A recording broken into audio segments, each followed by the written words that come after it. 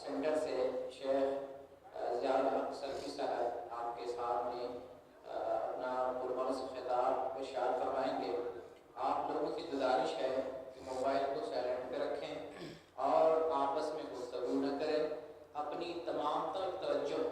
تقریر کی طرف دیں اور یہاں جو بات کی جا رہی ہے اس کو سمجھنے کی کوشش کریں، اس نیت سے کہ حق بات کو سن کر اس پر عمل کریں گے، اس نیت سے سننے کی کوشش کریں۔ اللہ سے دعا کرتے ہیں بارگاہ میں حق بات کو سننے اور اس پر عمل کرنے کی توفیق دے۔ تو آپ کے سامنے تشریف لا رہے ہیں، خطاب فرمائیں گے حویہ سینٹر کے شیخ ضیاء الحق سلفی صاحب، ہم ان کو میں فرماتے ہیں۔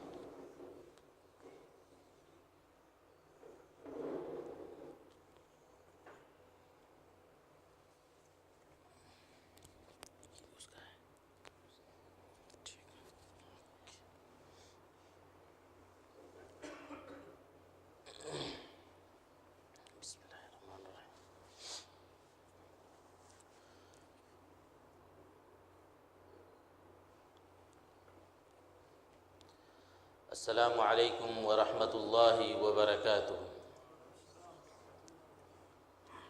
ان الحمد للہ نحمده ونستعینه ونستغفره ونؤمن به ونتوکل علیہ ونعوذ باللہ من شرور انفسنا ومن سیئات اعمالنا، من يهده الله فلا مضل له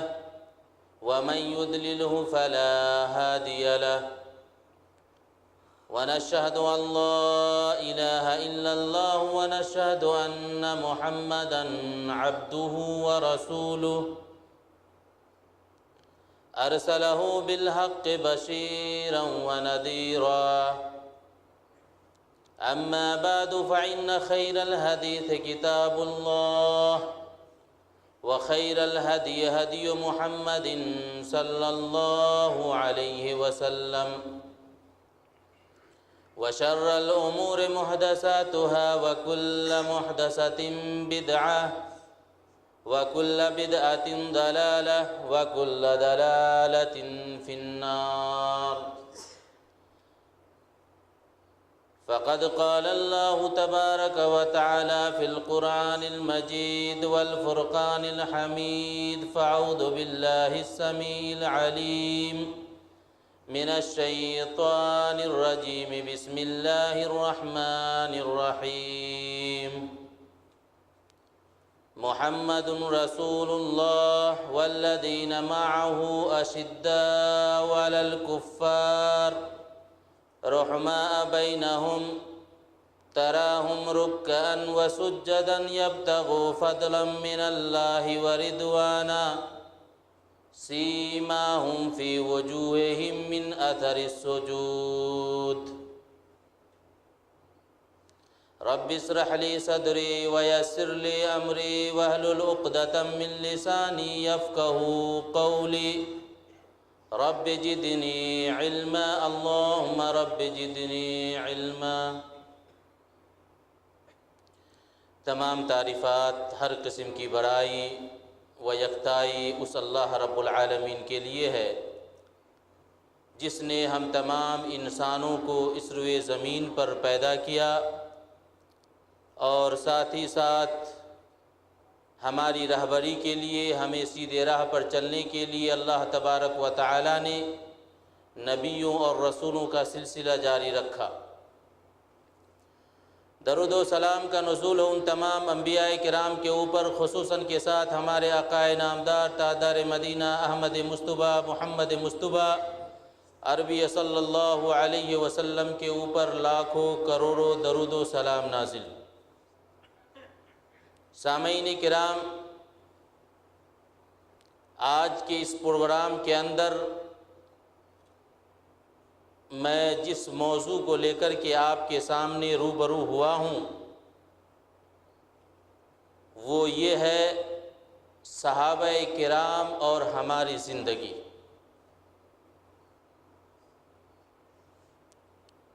میرے بھائیوں اور دوستو، سب سے پہلی چیز یہ ہے کہ ہم صحابہ کرام کی عظمت کو جانیں کہ صحابہ کرام کی کیا عظمت تھی۔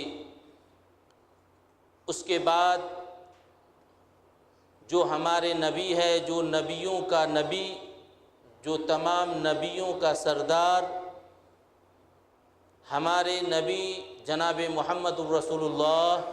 صلی اللہ علیہ وسلم اور جو ان کے اصحاب تھے، ایسا ساتھی یا ایسا اصحاب اللہ نے کسی بھی نبی کو نہیں دیا تھا جیسا ہمارے نبی کا اصحاب تھے، جس کے بارے میں اللہ تبارک و تعالی نے قرآن مجید کے اندر اس کی تعریف کی، اس کی بیان کیا، اس کی توصیف کی کہ نبی کے جو ساتھی تھے وہ نبی کے ہر اشارے پر اپنی مال و دولت، اپنے بال بچے، اپنی رشتہ دار، گھر بار، رشتے ناتے، جان و مال سے زیادہ محبت کرتے تھے، جس کی تعریف اللہ تبارک و تعالی نے اپنے قرآن مجید 26 پارہ آیت نمبر 29 اور سورۃ الفتح کے اندر اللہ نے صحابہ کی تعریف کی ہے۔ اللہ تبارک و تعالی اپنے قرآن مجید کے اندر ارشاد فرماتے ہیں، محمد رسول اللہ والذین معه اشداء علی الکفار، محمد اللہ کے رسول ہے، والذین معه اور جو ان کے ساتھی ہے۔ یہاں اللہ تبارک و تعالی والذین معه کی جگہ پہ اگر اصحابہ بھی کرتے تو چل سکتا تھا، لیکن اصحابہ یعنی ساتھی کے معنی میں ہے، ساتھی جو دوست ہو سکتا ہے کبھی ساتھ دے اور کبھی نہ ساتھ دے، لیکن معه کا جو لفظ ہے اللہ نے قرآن مجید کے اندر اس لیے استعمال کیا کہ یہ معه یہ ایسا لفظ ہے جو دلالت اس بات پر کر رہی ہے کہ یہ زندگی بھر جب تک اس کی عمر رہے گی، جب تک اس کی جان میں جان رہے گی، تب تک یہ آپ کا ساتھ دیں گے۔ اسی لیے اللہ تبارک و تعالیٰ نے قرآن کے اندر فرمایا والذین معه اور جو آپ کے ساتھی ہے، جو آپ کے اصحاب ہے، اشداء علی الکفار وہ کافروں کے اوپر بہت زیادہ سخت ہے، وہ دین کے معاملے میں، اسلام کے معاملے میں کبھی بھی وہ کسی سے کمپرمائز کرنے کے لیے تیار نہیں، دین کے معاملے میں وہ اتنا سخت ہے، اتنا سخت ہے کہ تم اس کا تصور بھی نہیں کر سکتے۔ اشداء علی الکفار یہ کافروں کے اوپر بہت زیادہ سخت ہے، حالانکہ رحماء بینہم حالانکہ وہ آپس میں بہت ہی مہربان ہے، بہت ہی رحم دل ہے، آپس میں بہت زیادہ وہ مہربان ہے، ایک دوسرے سے محبت کرنے والے ہیں۔ اللہ نے آگے فرمایا تراہم رکعا وسجدا جب بھی تم اس کو دیکھو گے تو وہ تو یا تو سجدے کی حالت میں ہوگا یا تو رکوع کی حالت میں ہوگا۔ یہاں پہ ایک نقطہ اگر اللہ چاہتا تو یہ بھی کہہ دیتا کہ تراہم صلاۃ کا لفظ ذکر کرتا کہ نماز کی حالت میں دیکھتے، لیکن نہیں، نماز کی وقت ایک محدود ہے، جو وقت کے حساب سے لوگ نماز پڑھتے ہیں، لیکن رکعا و سجدا کا لفظ اس لیے استعمال کیا کہ جب بھی وہ تم اس کو دیکھو گے تو رکوع کی حالت میں، سجدے کی حالت میں، کیوں؟ وَابْتَغُوا فَضْلًا مِّنَ اللَّهِ وَرِضْوَانًا کیونکہ وہ اللہ کی فضل کو تلاش کرنے والے تھے، وہ یہ سمجھتے تھے کہ اللہ کی مہربانی، اللہ کی رحمت ہمارے اوپر ہو، وہ اسی لیے تراہم رکعا سجدا وابتغوا فضلا من اللہ وہ اللہ کی فضل کو تلاش کرنے میں ہر وقت وہ رکوع کی حالت میں ہوتا یا تو وہ سجدے کی حالت میں ہوتا۔ رکوع میں اللہ سے دعا کرتا، سجدے میں اللہ سے دعا کرتا تاکہ اللہ ہمارے اوپر مہربان ہو۔ یہ اللہ نے صحابہ کرام کی باطنی چیز کو ذکر کیا ہے قرآن مجید کے اندر، اور آگے اللہ نے صحابہ کی ظاہری چیز کو بیان کر رہا ہے۔ اللہ نے فرمایا سیماہم فی وجوہہم من اثر السجود، تم اس کی باطنی چیز کو میں نے بتا دیا کہ تو وہ ہر وقت اللہ کی راہ میں رکوع سجود کرنے والے تھے، کافروں کے اوپر بہت زیادہ سخت تھے، آپس میں وہ بہت ہی مہربان تھے، اور اس کی ظاہری چیز کو اللہ تبارک و تعالیٰ نے بیان کیا سیماہم فی وجوہہم، جب بھی تم ان کو دیکھو گے تو اس کا چہرہ سجدے کی وجہ سے، من اثر السجود، سجدے کی وجہ سے اس کے چہرے کے اوپر نشان ہوں گے۔ اب یہ نہیں کہ آج کل کے جو ہمارے کچھ لوگ ڈھونگی بابا ہے اس کے چہرے پر بھی نشان ہے، تو آپ یہ نہ سمجھے کہ یہ صحابہ کرام کی جنس ہے۔ اللہ نے فرمایا وجوہہم، اس کے چہرے چمکتے ہوئے ہوں گے۔ اثر السجود کا مطلب یہ ہوتا ہے کہ جب بھی تم اس کو دیکھو گے تو اس کا چہرہ چمکتا ہوا ہوگا۔ یہ صحابہ کرام کی عظمت اللہ تبارک و تعالیٰ نے بیان فرمایا، اور یہ بھی کہا کہ اے لوگو، تمہارے لیے ایک وہ مثال ہے صحابہ، تمہاری زندگی گزارنے کا ایک وہ نمونہ ہے، تمہارے لیے تمہارے عملوں کا یہ ایک پیکر ہے وہ صحابہ۔ اگر تم اس کے طریقے پر ایمان لاؤ گے، اس کے طریقے پر اگر تم چلو گے تو تم ہدایت یافتہ ہوگے اور تم توحید پر ہوگے، اور اسی کی وجہ سے تمہارے لیے وہ نجات کا سبب بنے گا۔ اللہ تبارک و تعالیٰ قرآن مجید کے اندر سورہ بقرہ کے اندر ارشاد فرماتا ہے فَإِنْ آمَنُوا بِمِثْلِ مَا آمَنْتُمْ بِهِ، اے لوگو، تمہارا ایمان اگر صحابہ کے ایمان جیسا ہوگا، فَإِنْ آمَنُوا بِمِثْلِ مَا آمَنْتُمْ بِهِ فَقَدْ اهْتَدَوْا، تو جب تمہارا ایمان صحابہ کے ایمان سے ملے گا، اگر تمہارا ایمان صحابہ کے ایمان سے ہوگا تو تم ہدایت یافتہ ہوگا، ورنہ تم ہدایت یافتہ نہیں ہو سکتے۔ میرے بھائیو اور دوستو، کیونکہ یہ صحابہ کرام کی عظمت میں آپ کو جو نقاط تھا شروع میں یہ بیان کر رہا ہوں، اور اللہ تبارک و تعالیٰ نے جو آخری پوائنٹ جو صحابہ کی عظمت کے بارے میں بیان کی، اللہ تبارک و تعالیٰ نے صحابہ کو تقوی کے ذریعے آزمایا تھا۔ اس کے بارے میں اللہ تبارک و تعالیٰ نے سورہ توبہ کے اندر آیت نمبر 100 کے اندر فرماتا ہے وَالسَّابِقُونَ وَالْأَوَّلُونَ مِنَ الْمُهَاجِرِينَ وَالْأَنصَارِ وَالسَّابِقُونَ وَالْمُهَاجِرُونَ وَالْأَنصَارِ، اے لوگو جو سبقت کر گئے مہاجرین میں سے، انصار میں سے،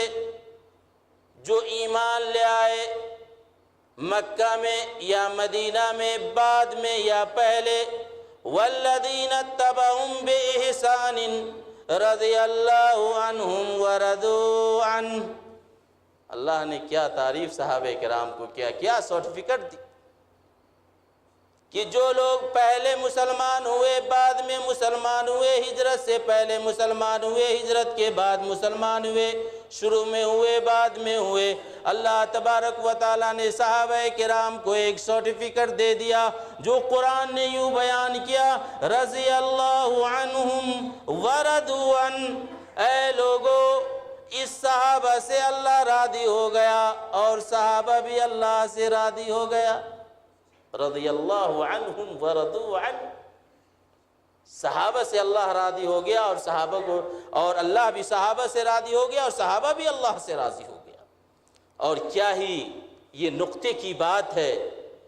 کہ اللہ نے صحابہ کو 100 میں 100 نمبر دیا، یعنی اللہ سے راضی ہونا اور اللہ اس سے راضی ہونا مطلب یہ ہے کہ کوئی نقص نہیں ہے۔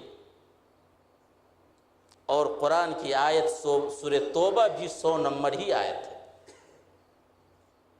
میرے بھائی اور دوستو، یہ صحابہ کرام کی عظمت۔ آئیے میں آپ کو 4 قسم جو صحابہ کرام کی زندگی اور ہماری زندگی کے تعلق سے ہے، میں آپ کے سامنے رکھوں گا۔ اللہ سے دعا ہے کہ اللہ تبارک و تعالیٰ تو ہمیں جو ہم کہیں گے آپ سنیں گے اس پر عمل کرنے کی توفیق عطا فرما۔ سب سے پہلی چیز صحابہ کرام کی تھی وہ تھی استقامت۔ استقامت یعنی اللہ کے راستے میں کوئی بھی مصیبتیں آئے، کوئی پریشانیاں آئے، چاہے پہاڑ اس کے سر پہ ٹوٹنا پڑے یا کوئی بھی پریشانی ہو، وہ اس کے اوپر مستقیم تھے، استقامت اختیار کیے ہوئے تھے، ٹل سے مل نہیں ہو رہے۔ اور جو لوگ اسلام قبول کرنے کے بعد اگر وہ استقامت کے اوپر گامزن رہا تو اللہ نے اسے جنت کا خوشخبری دے رہا۔ اللہ تبارک و تعالیٰ اپنے قرآن مجید کے اندر ارشاد فرماتا ہے،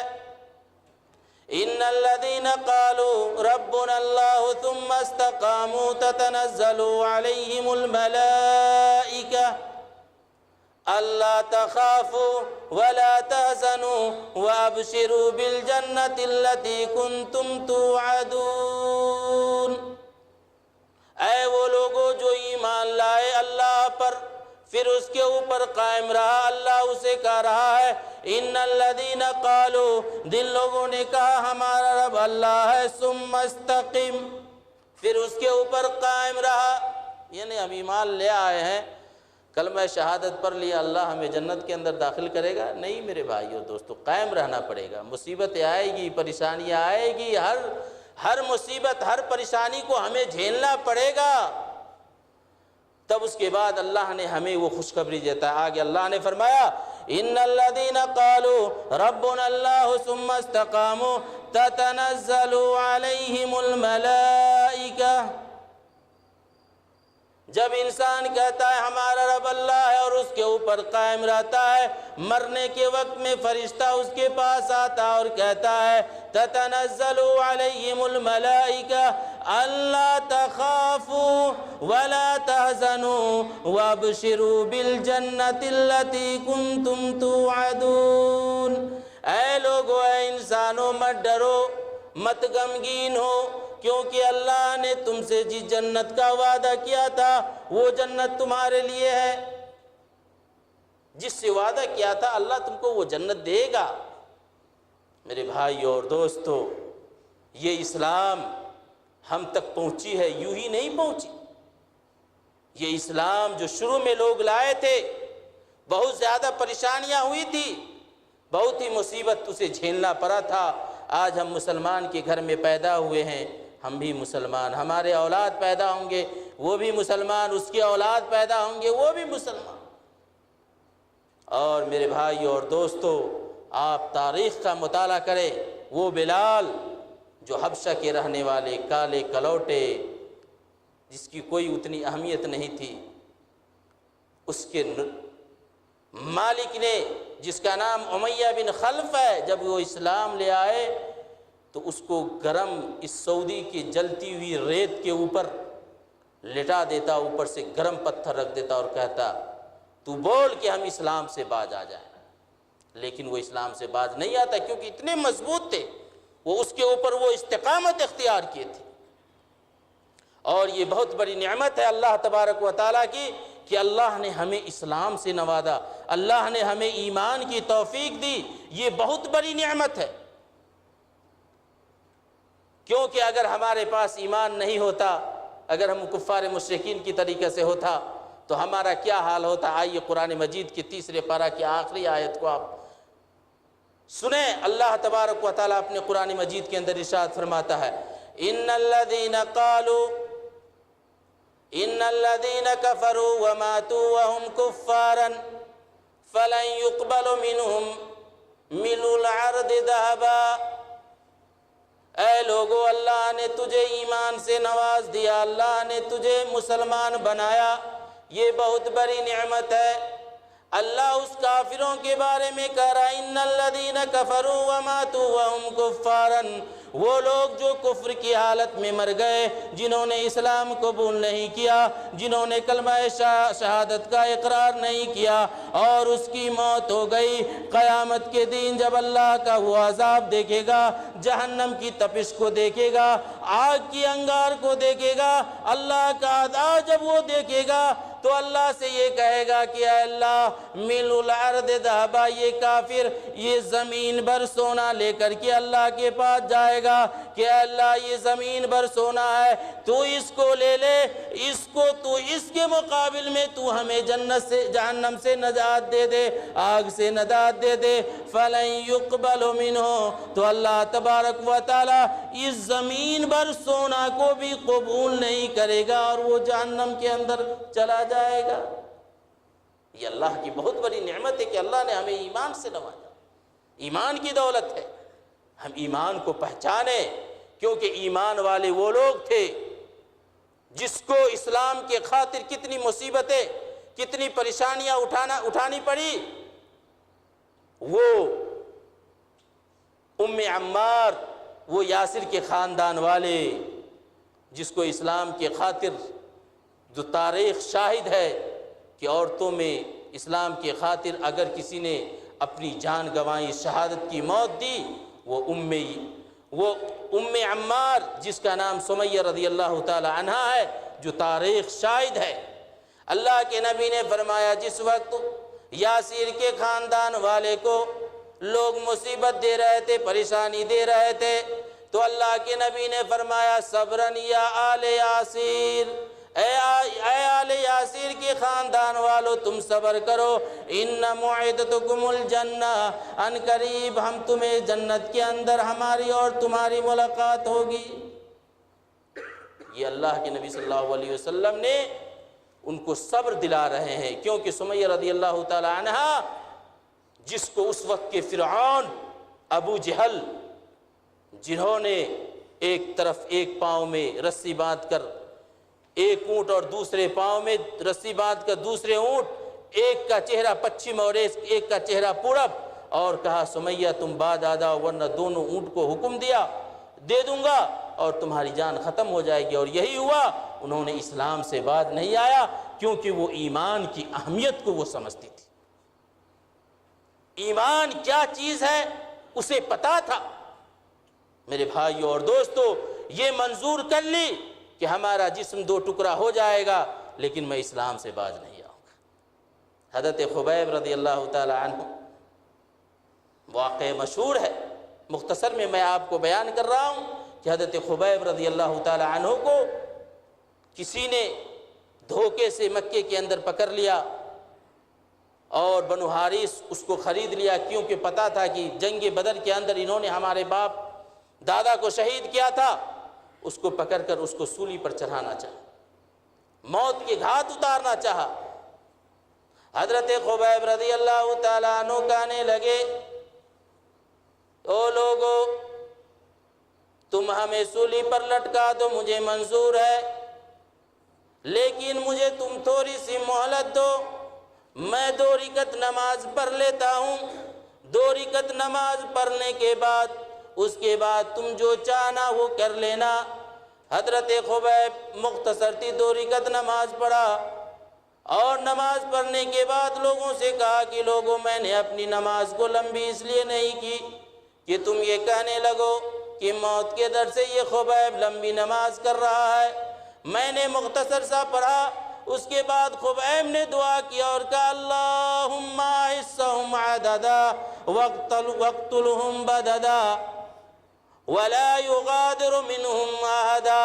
اے اللہ، کیونکہ اللہ سے انہوں نے دعا کیا اور کہا کہ اے اللہ یہ اللہ کے دشمن، یہ تمہارے دشمن، یہ ہمارے دشمن، یہ صرف ہمیں اس لیے سولی پر چڑھا رہے ہیں، اس لیے ہمیں قتل کر رہے ہیں کہ میں نے دین کو قبول کیا۔ اے اللہ، اللہم احصہم عددا واقتلہم بددا ولا یغادر منہم احدا۔ اے اللہ تو اس کو چن لے، اس کو دیکھ لے، اس کو پہچان لے، اے اللہ چن کر اس کو تم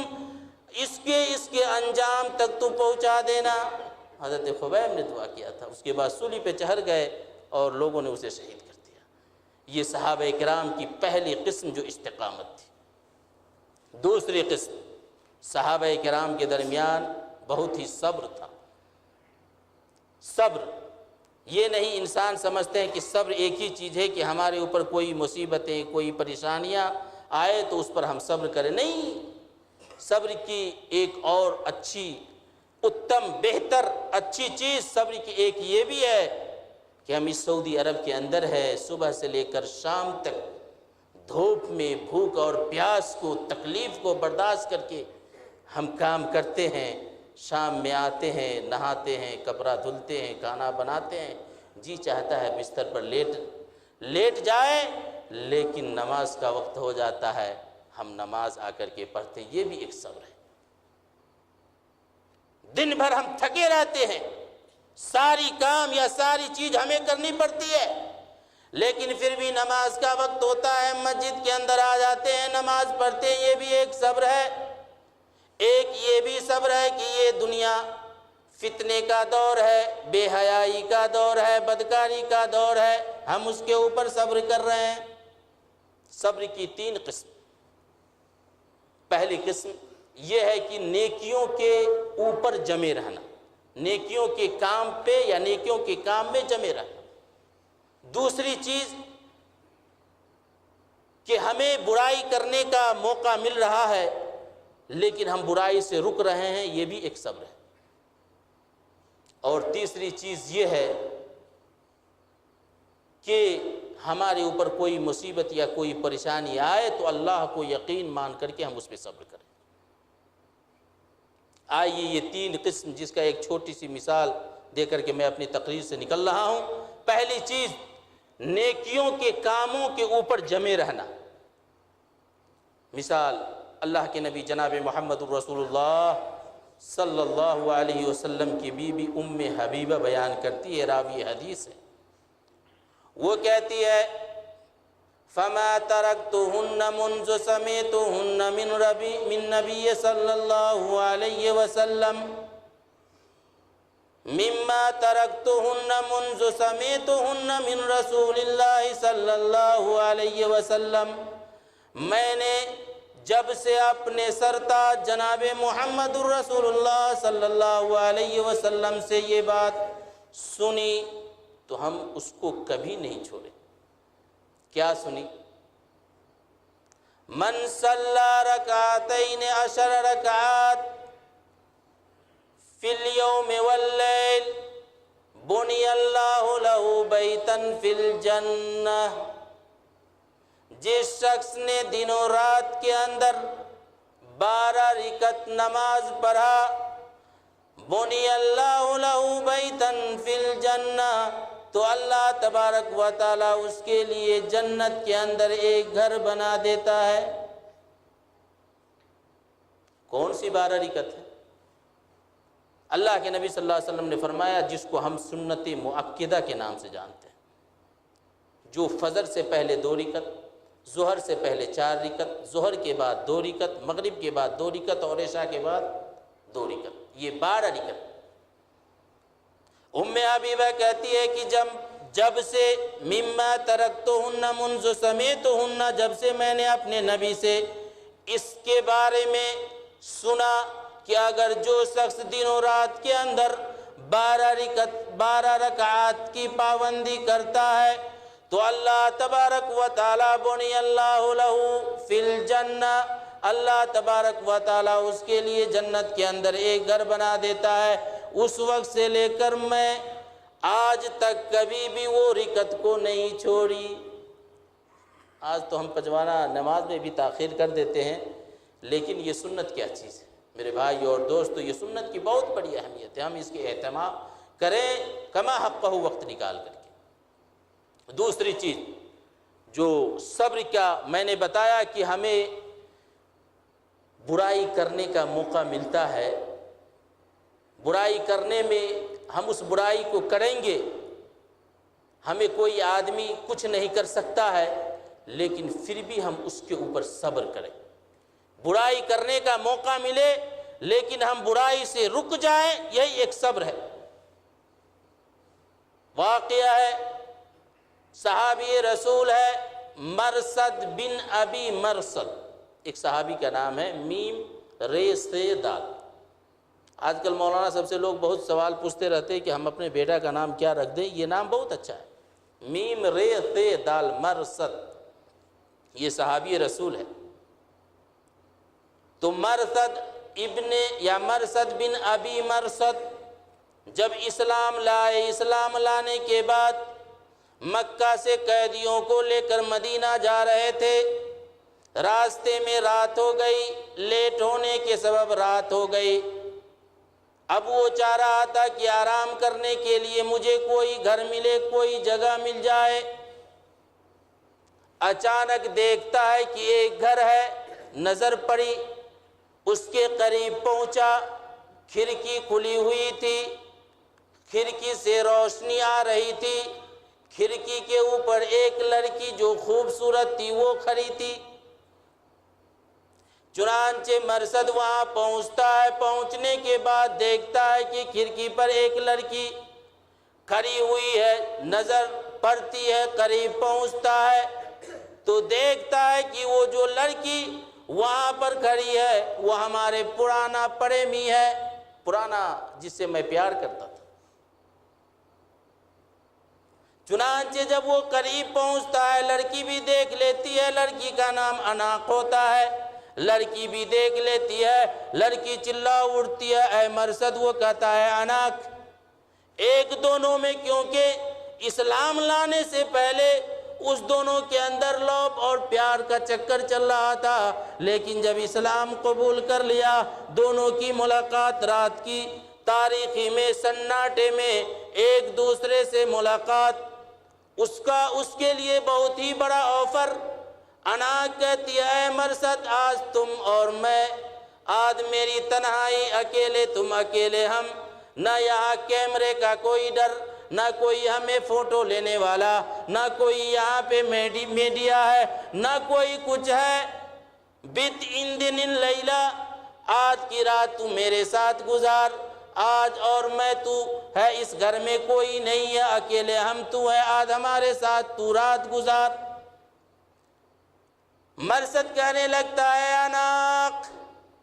یہ تو صحیح بات تھا کہ زمانہ جاہلیت کے اندر ہم تمہارا پریمی ہوا کرتے تھے، ہم تم سے پیار کرتے تھے، ہمارا تمہارا ایک دوسرے سے بچھڑنا بہت مشکل تھا، لیکن اے اناق اب تو میں اسلام قبول کر لیا ہو۔ ان اللہ حرم الزنا، کیونکہ اسلام کے اندر یہ چیز ہے کہ اگر اسلام میں جو شخص داخل ہو گیا اور جس نے زنا کر لیا، اللہ نے قرآن مجید کے اندر ارشاد فرمایا الزانیۃ والزانی فاجلدوا کل واحد منہما مئۃ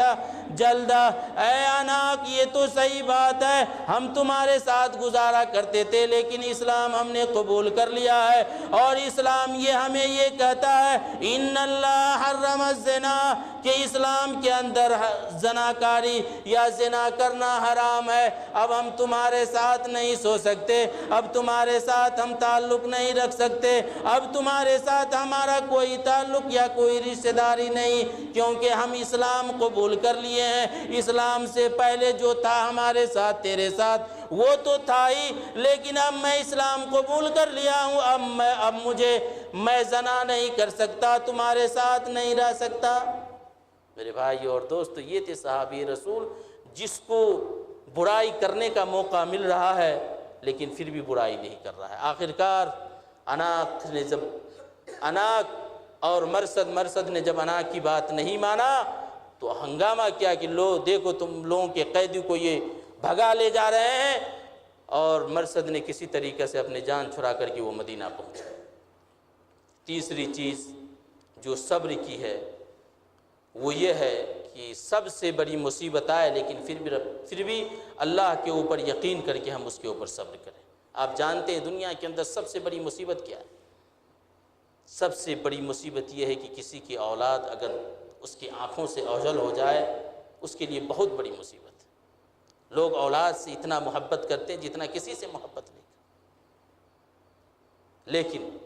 مصیبتوں کے اوپر بھی ہمیں صبر کرنا ہوگا۔ میرے بھائی اور دوستو، وہ حدیث جو ام سلیم کی جس کے شوہر ابو طلحہ رضی اللہ تعالی عنہ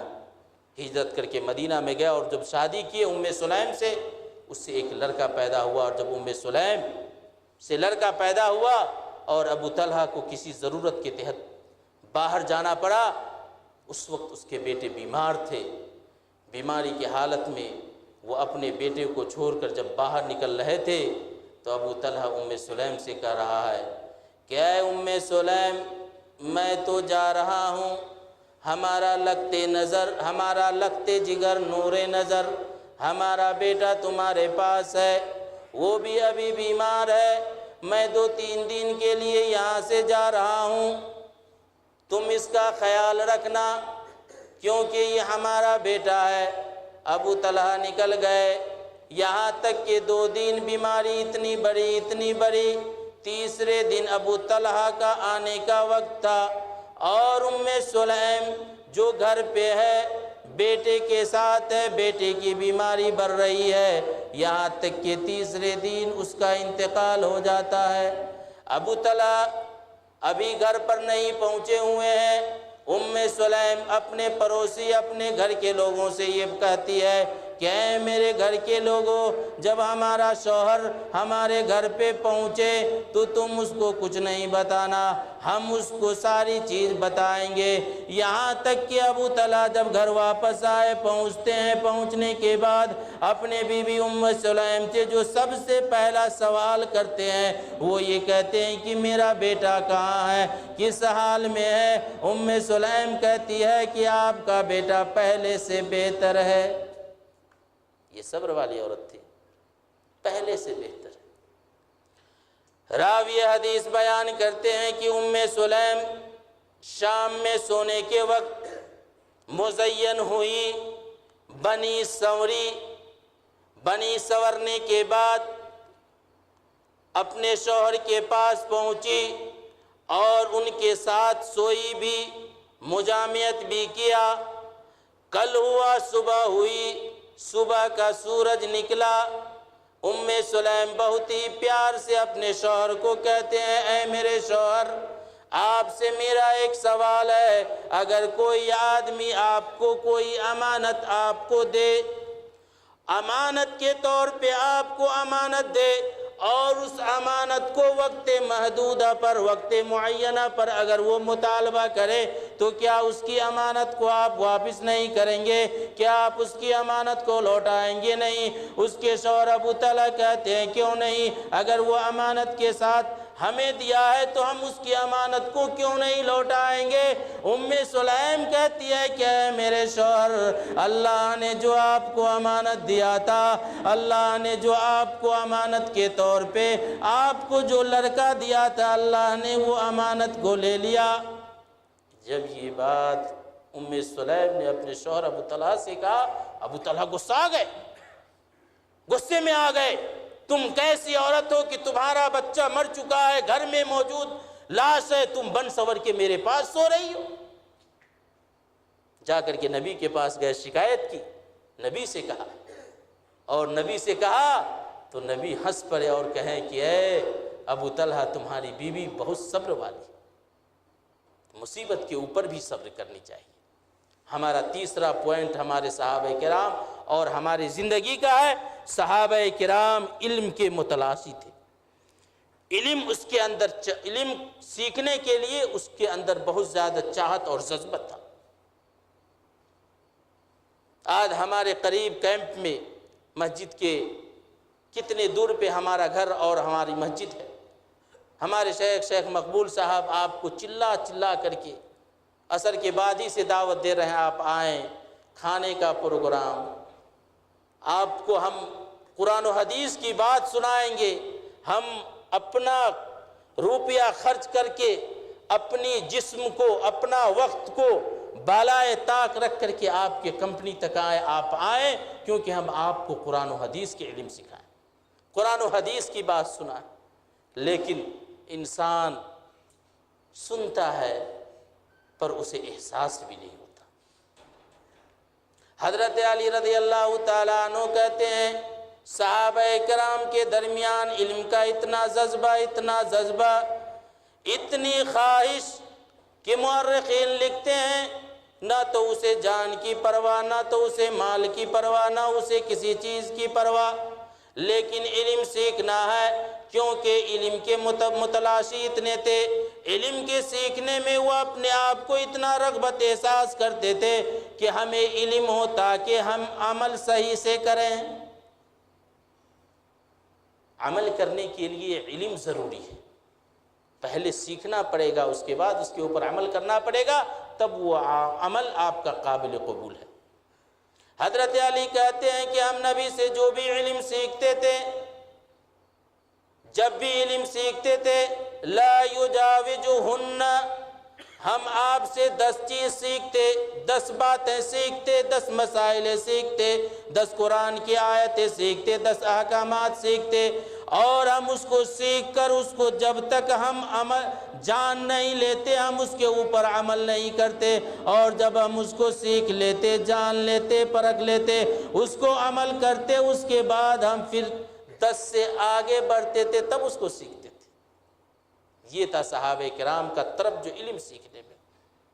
ابو ہریرہ کو کون نہیں جانتا ہے، جو سب سے زیادہ حدیث بیان کی ہے۔ اللہ کے نبی صلی اللہ علیہ وسلم کے پاس آیا اور کہا کہ اللہ کے نبی صلی اللہ علیہ وسلم، من اسد الناس بالشفاعۃ یوم القیامہ، اے اللہ کے نبی صلی اللہ علیہ وسلم، قیامت کے دن کس کے شفاعت، یعنی کس کے حق میں آپ کی شفاعت ہوگی، کس کے لیے آپ شفاعت کریں گے؟ اللہ کے نبی صلی اللہ علیہ وسلم نے ابو ہریرہ کو کہا کہ ابو ہریرہ مجھے پتا ہے کہ لوگوں میں سب سے زیادہ علم کے سیکھنے کا طرف تمہارے دلوں کے اندر ہے، تمہارے دل کے اندر ہے، اسی لیے تو نے یہ سوال کیا کہ اللہ کے نبی، قیامت کے دن آپ کی شفاعت کن لوگوں کے لیے قبول ہوگی، کن لوگوں کے بارے میں ہوگی؟ حضرت ابو ہریرہ نے جب اللہ کے نبی سے سوال کیا، اللہ کے نبی نے فرمایا، من قال لا الہ الا اللہ، من قال لا الہ الا اللہ خالصا من قلبی، جس شخص نے اخلاص کے ساتھ لا الہ الا اللہ کہا، وہ جنت کے اندر داخل ہو جائے، خالصتاً من قلبی، دل کی گہرائیوں سے۔ یہ نہیں کہ ہم لا الہ الا اللہ پڑھ لیے ہم جنت کے اندر جائیں گے، بلکہ اس کے بعد عمل کرنا ہو، بلکہ یہ ٹاپک بہت بڑا ہے، آپ علماء سے سنتے رہیں گے یا ہمارے شیخ سے سنیں گے۔ میرے بھائی اور دوستو، علم کا طرف صحابہ کرام کے درمیان اتنے تھے کہ وہ دوسروں سے بھی علم لیا کرتے تھے۔ یہ نہیں ہمارے طریقہ سے کہ ہمارے مولوی جو کہہ دے جس کی بات مان لیں اور جو نہ کہے اس کی بات کو نہ مانیں۔ کون نہیں جانتا ہے جس طرح ابو ہریرہ مدینے کے اندر اسے مال غنیمت کا ذمہ دار بنایا گیا تھا، رات کی تاریکی میں انسانی شکل میں ایک شخص آیا اور مال کو چرانے لگا، تو ابو ہریرہ نے اسے پکڑ لیا،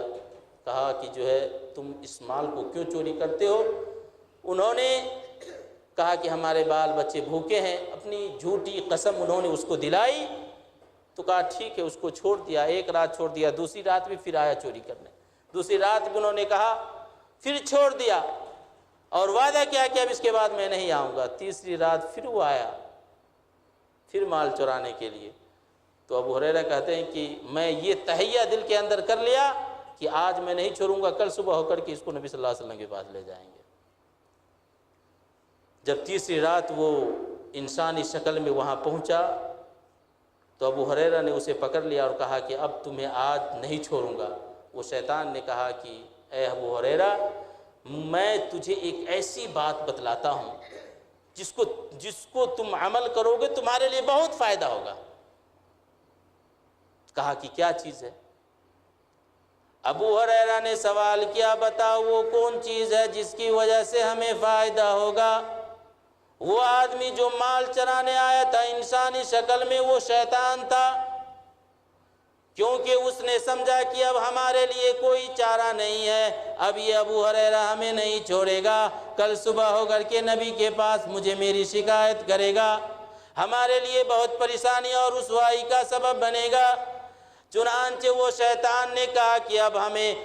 چھٹکارا پانے کی کوئی صورت نہیں، تو ابو ہریرہ سے کہا کہ میں تجھے ایک کلمہ سکھلاتا ہوں، ایک چیز سکھلاتا ہوں جس کی وجہ سے تم شیطان سے یا جس کی وجہ سے تم کو اللہ تبارک و تعالیٰ یہ فائدہ دے گا۔ کہا جب تم سو گے تو سونے وقت میں تم آیت الکرسی پڑھ لو گے،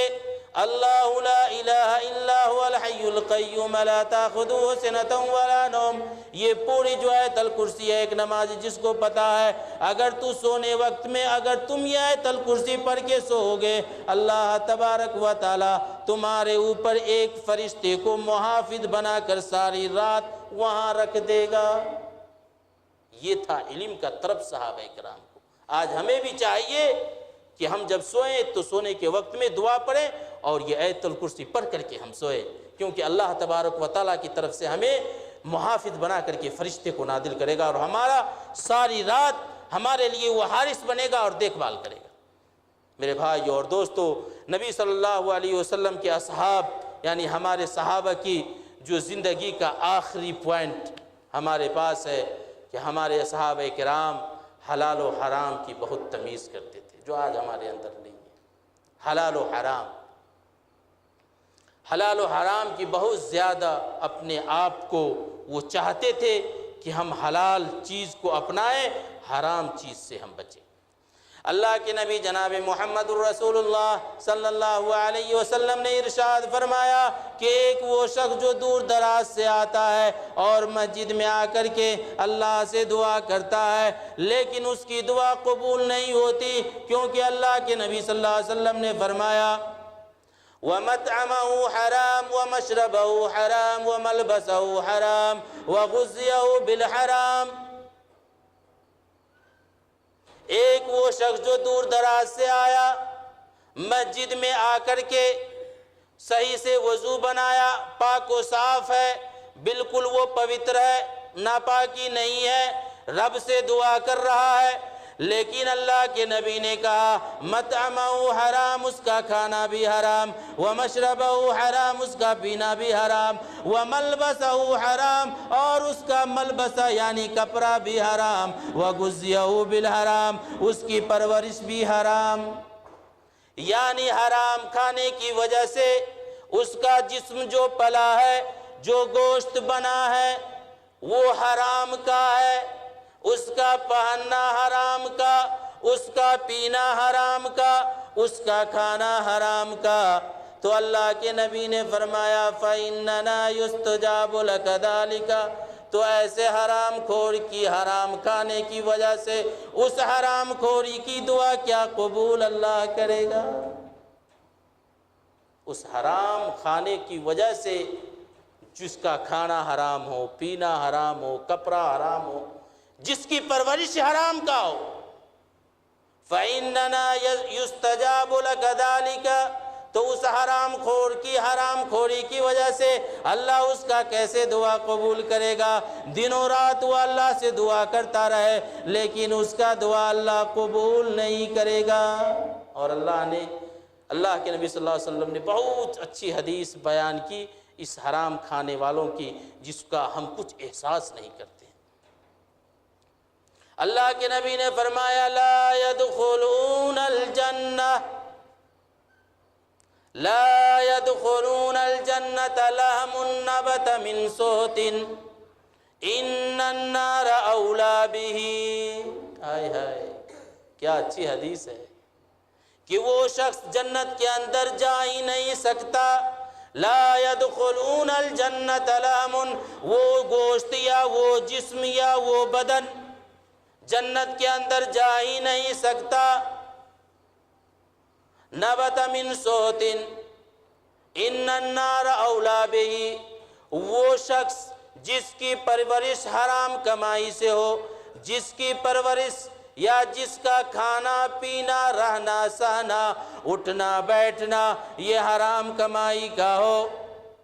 تو وہ جنت میں داخل ہی نہیں ہو سکتا بلکہ اس کا ٹھکانہ جہنم ہے۔ میرے بھائی اور دوستو، اور جو دوسری حدیث اللہ کے نبی صلی اللہ علیہ وسلم نے فرمایا الحلال بین والحرام بین، اے لوگو، اے امت محمدیو، اے اپنے آپ کو نبی کہنے والوں، الحلال بین الحرام بین، یہ حلال واضح ہے، ہر ایک آدمی جانتا ہے کہ یہ حلال چیز ہے، والحرام بین، یہ جانتا ہے یہ واضح چیز یہ حرام ہے. یعنی اکثر لوگ جانتے ہیں، اکثر مسلمان، کہ یہ حرام چیز ہے، یہ حلال چیز ہے. وَبَيْنَهُمَا أُمُورٌ مُتَشَابِهَاتٌ، الحلال بین والحرام بین وبینہما امور متشابہات. اگر کوئی آدمی یہ جانتا ہے کیونکہ یہ چیز ظاہری ہے، حلال اور حرام کی تمیز کر سکتا ہے، لیکن جو شخص متشابہات چیز سے بچے، جو چیز کھٹکنے والی ہو، جس چیز پہ ہمیں شک ہو، اگر کوئی آدمی شک سے بچے تو یہ اس کے لیے کامیابی ہے. میرے بھائی اور دوستو، یہ صحابہ کرام کی زندگی اگر ہم بیان کریں تو رات لگ جائے گا، کیونکہ اس کی خصوصیت، اس کی فضیلت، اس کا رہن سہن، رہنا اٹھنا بیٹھنا، میرے بھائی اور دوستو، یہ اللہ تبارک و تعالیٰ کے لیے تھا، کیونکہ اس کا مقصد یہ تھا کہ ہماری اصل زندگی یہ دنیاوی زندگی نہیں ہے، ہماری اصل جو زندگی ہے وہ اخروی زندگی ہے. مرنے کے بعد جو زندگی ملے گی وہ اصل زندگی ہوگی، کیونکہ یہ دنیا کی مثال اللہ کے نبی صلی اللہ علیہ وسلم نے ارشاد فرمایا، آپ اپنے صحابہ کے ساتھ گزر رہے تھے، راستے میں ایک بکری کا بچہ مرا ہوا دیکھا، جس کے چھوٹے چھوٹے کان تھے. آپ نے اس کان کو پکڑا، اوپر اٹھایا، صحابہ سے کہا، اے میرے ساتھیو، اے میرے صحابہ، تم جانتے ہو یہ بکری کا بچہ ہے جو مر چکا ہے. کون شخص ہے جو اس کو 1 درہم میں خریدے گا؟ مرا ہوا بچہ ہے، چھوٹا بچہ ہے، اس کے اندر عیب بھی ہے، کان چھوٹا ہے. اللہ کے نبی نے اس کا کان اٹھا کر کے اوپر اٹھایا اور کہا، کون شخص ہے جو اس کو خریدے گا 1 دینار میں؟ صحابہ کہنے لگا کہ اللہ کے نبی، آپ کو پتا ہے کہ اگر کوئی شخص ہمیں اس کو فری میں بھی دے تو ہم اس کو نہیں لیں گے، کیونکہ اس کے اندر عیب ہے، یہ چھوٹا بچہ ہے، پلس وہ مرا بھی ہوا ہے، مر چکا ہے، اس کی کیا فائدہ، ہم کیوں لیں؟ فری میں اگر ہم کو دیں تو ہم نہیں لیں گے. آپ نے فرمایا، او میرے صحابہ، دنیا کی مثال یہی ہے، تمہارے نظر میں یہ بکری کا بچہ جس کی کوئی قدر و قیمت نہیں، جس کی وجہ سے یعنی یہ مر چکا ہے، تمہارے نظر میں کوئی اس کی قدر و قیمت نہیں، کوئی اہمیت نہیں، کوئی فوقیت نہیں. اے میرے صحابہ، اللہ کے نظر میں یہ دنیا کی قیمت اسی طریقہ سے ہے جس طریقہ سے تمہارے نظر کے سامنے یہ بکری کا بچہ کی قیمت ہے. دنیا کی کوئی قیمت نہیں.